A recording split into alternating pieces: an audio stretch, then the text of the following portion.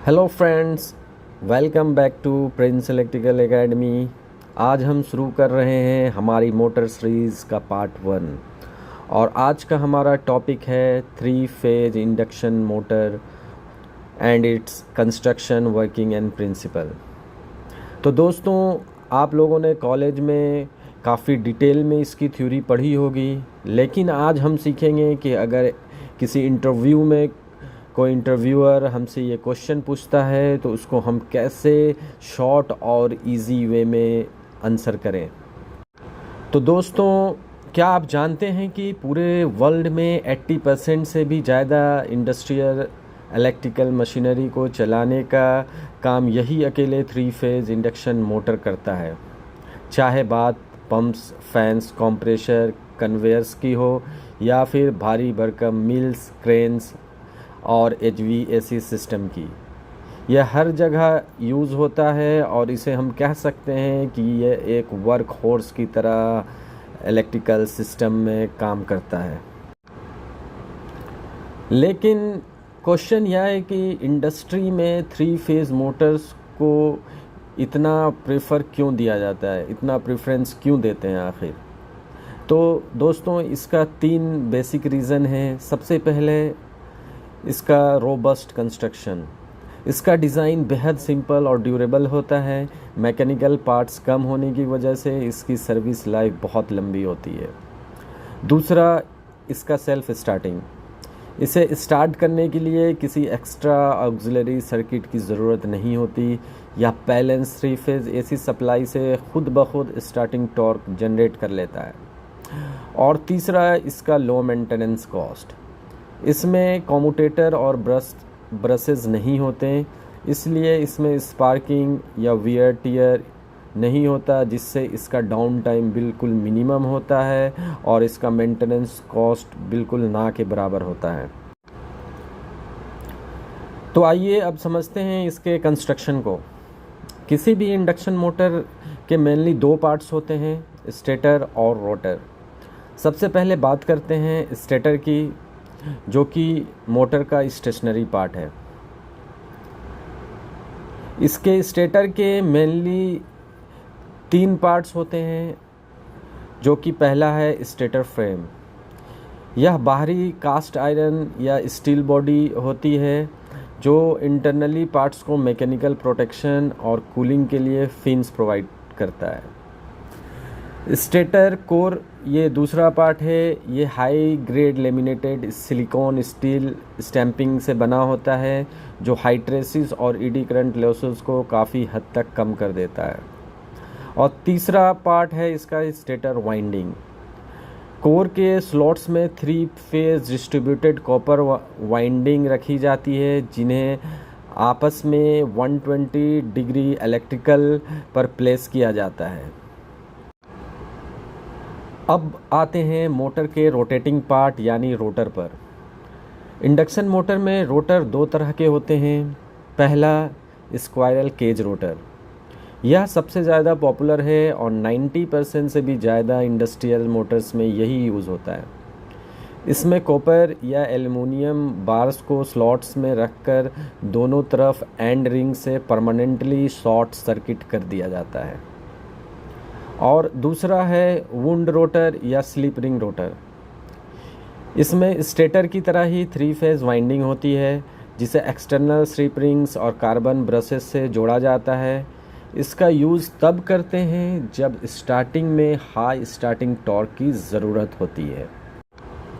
तो दोस्तों, इंटरव्यू में इससे रिलेटेड एक क्वेश्चन अक्सर पूछा जाता है कि स्क्वायरल केज रोटर्स के स्लॉट्स एकदम सीधे ना होकर स्क्यूड यानी तिरछे क्यों होते हैं।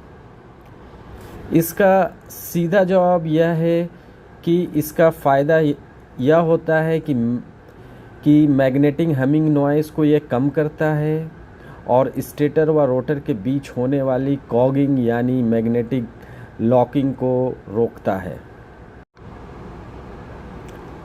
अब समझते हैं इसका सबसे interesting part, working principle and rotating magnetic field of the induction motor. जब हम स्टेटर वाइंडिंग को 3 फेज़ एसी सप्लाई देते हैं तो चूँकि दोस्तों स्टेटर वाइंडिंग की वाइंडिंग जो होती है वो 120 इलेक्ट्रिकल डिग्री एक दूसरे से डिस्प्लेस होती है। इस वजह से एयर गैप में एक constant magnetic rotating field generate हो जाता है या रोटेटिंग फील्ड स्टेटर के अंदर सिंक्रोनस स्पीड से घूमता है। तो दोस्तों अब आप समझ गए होंगे कि सिंक्रोनस स्पीड क्या होता है मोटर का। तो सिंक्रोनस स्पीड दोस्तों उसको कहते हैं जिस स्पीड से रोटेटिंग मैग्नेटिक फील्ड स्टेटर के अंदर रोटेट करता है।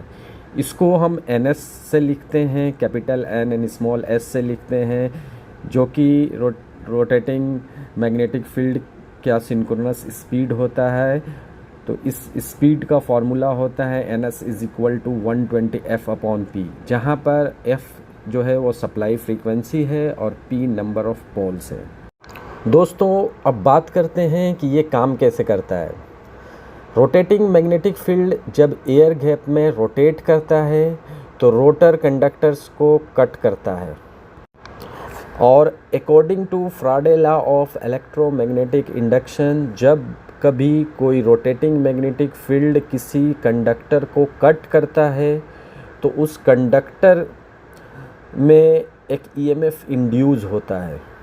तो इस तरह रोटर के कंडक्टर में EMF इंड्यूस हो जाता है और चूँकि रोटर्स के बार्स जो होते हैं वो शॉर्ट सर्किट होते हैं या उसके सर्किट कंप्लीट होते हैं, इसलिए रोटर में करंट फ्लो होने लगता है। दोस्तों अब अकॉर्डिंग टू लेंज लॉ के अनुसार जब किसी मैग्नेटिक फील्ड में एक करंट कैरिंग कंडक्टर को रखा जाता है तो उस पर एक फोर्स अप्लाई होता है और अप्लाइड फोर्स का जो डायरेक्शन होता है उसी डायरेक्शन में वो कंडक्टर रोटेट करने लगता है, तो जिससे इलेक्ट्रिकल एनर्जी मैकेनिकल एनर्जी में बदल जाती है। तो दोस्तों अभी आपको समझ में आ गया होगा कि किस तरह रोटर पे एक फोर्स अप्लाई होता है लेंज लॉ के अकॉर्डिंग और रोटर को रोटेशन मिलता है। तो दोस्तों ये जो अप्लाइड फोर्स है ये रोटर को कैसे रोटेट करा देता है। तो दोस्तों यहाँ पे एक चीज़ और समझने वाली बात है कि यहाँ पे 2 तरह का फोर्स अप्लाइड होता है। एक फोर्स प्रोड्यूस होता है जो कि स्टेटर मैग्नेटिक फील्ड जो रोटेटिंग मैग्नेटिक फील्ड क्रिएट करता है उसके वजह से, और दूसरा एक फोर्स होता है जो कि जनरेट होता है जब रोटर कंडक्टर में करंट फ्लो करने लगता है, तो वो भी एक मैग्नेटिक फील्ड जनरेट करता है। उस मैग्नेटिक फील्ड की वजह से एक फोर्स वहाँ पे इंट्रोड्यूस होता है। तो जब ये 2 रिलेटिव फोर्स वहाँ पे अप्लाई होता है तो ये कंडक्टर को एक रिपेल फोर्स लगाता है जिससे कंडक्टर रोटेट करता है। तो दोस्तों यहाँ पर एक चीज़ और हम समझेंगे कि जब रोटर रोटेट करता है तो वो सिंक्रोनस स्पीड से रोटेट नहीं करता है। उसका स्पीड जो स्टेटर मैग्नेटिक फील्ड होती है उसके इक्वल नहीं होता है। वो उस स्टेटर मैग्नेटिक फील्ड जो होती है उसको वो फॉलो करता है, यानी एक रिलेटिव मोशन यहाँ पर होता है दोस्तों। तो इससे रिलेटेड यहाँ एक बहुत ज़रूरी कॉन्सेप्ट आता है रोटर स्लिप, जिसे हम रोटर स्लिप कहते हैं। तो क्या दोस्तों क्या रोटर भी सिंक्रोनस स्पीड को अचीव कर सकता है? जवाब है दोस्तों इसका कभी नहीं। इसलिए इसे असिंक्रोनस मोटर भी कहा जाता है। अगर रोटर सिंक्रोनस स्पीड हासिल कर ले, अचीव कर ले तो रिलेटिव मोशन 0 हो जाएगा, और जब रिलेटिव मोशन 0 होगा तो वहाँ पे कोई फ्लक्स कटिंग जो रोटर कंडक्टर के थ्रू हो रहा है वो स्टॉप हो जाएगा, और जब वो स्टॉप हो जाएगा तो EMF प्रोड्यूस होना बंद हो जाएगा, और जब EMF प्रोड्यूस होना बंद हो गया तो वहाँ पे रोटर कंडक्टर में करंट मेरा 0 हो जाएगा, और जब करंट 0 हो गया तो जो मैं रिलेटिव फोर्स की बात कर रहा था वो रोटर के कंडक्टर पे नहीं जनरेट हो पाएगा, जिसके वजह से हमारा मोटर का टॉर्क भी 0 हो जाएगा। इसलिए दोस्तों रोटर हमेशा सिंक्रोनस स्पीड का पीछा करता रहता है, वो कभी भी सिंक्रोनस स्पीड से नहीं घूमता है, वो उससे कुछ परसेंट कम स्पीड से घूमता है। और इसके स्पीड डिफरेंस को हम स्लिप कहते हैं। जो स्पीड में डिफरेंस है, इसी डिफरेंस को हम स्लिप कहते हैं। तो स्लिप इज इक्वल टू होता है synchronous speed minus rotor speed divided by synchronous speed into 100। आमतौर पर फुल लोड पर स्लिप 2 से 5% के बीच होता है। तो दोस्तों अभी हमने इसका वर्किंग प्रिंसिपल को देखा। अब जैसा कि हमने पहले अभी डिस्कस किया कि 2 तरह के रोटर्स यूज़ होते हैं इंडक्शन मोटर में, स्क्वायरल केज और वुंड रोटर टाइप। तो चलिए दोनों रोटर्स की एक क्विक कंपैरिजन करते हैं। तो अगर हम बात करें रोटर्स कंस्ट्रक्शन की, तो जो स्क्वायरल केज रोटर होता है वो simple and rough and tough होता है, जबकि स्लिप रिंग वुंड रोटर जो होता है उसका कंस्ट्रक्शन कॉम्प्लेक्स होता है और इसका मेंटेनेंस कॉस्ट भी ज़्यादा होता है। और अगर हम स्टार्टिंग टॉर्क की बात करें तो स्क्वायरल केज रोटर मीडियम से लो स्टार्टिंग टॉर्क पे वर्क करता है, जबकि slip ring wound rotor external resistance की वजह से इसका स्टार्टिंग टॉर्क काफ़ी हाई होता है। अगर इनके स्टार्टिंग करंट की बात करें तो स्क्वायरल केज रोटर में जो स्टार्टिंग करंट होता है वो उसके रेटेड करंट से 5-7 टाइम्स ज़्यादा होता है, और स्लिप रिंग वुंड रोटर में स्टार्टिंग करंट बहुत कम होता है और कंट्रोल्ड होता है।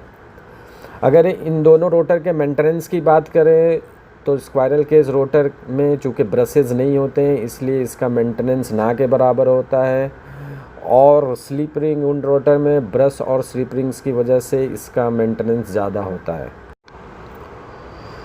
तो दोस्तों यह था 3 फेज इंडक्शन मोटर का पूरा कॉन्सेप्ट, कंस्ट्रक्शन और वर्किंग। अगर आपको यह वीडियो इन्फॉर्मेटिव लगा हो तो इसे लाइक करें और अपने टेक्निकल फ्रेंड्स के साथ शेयर करें।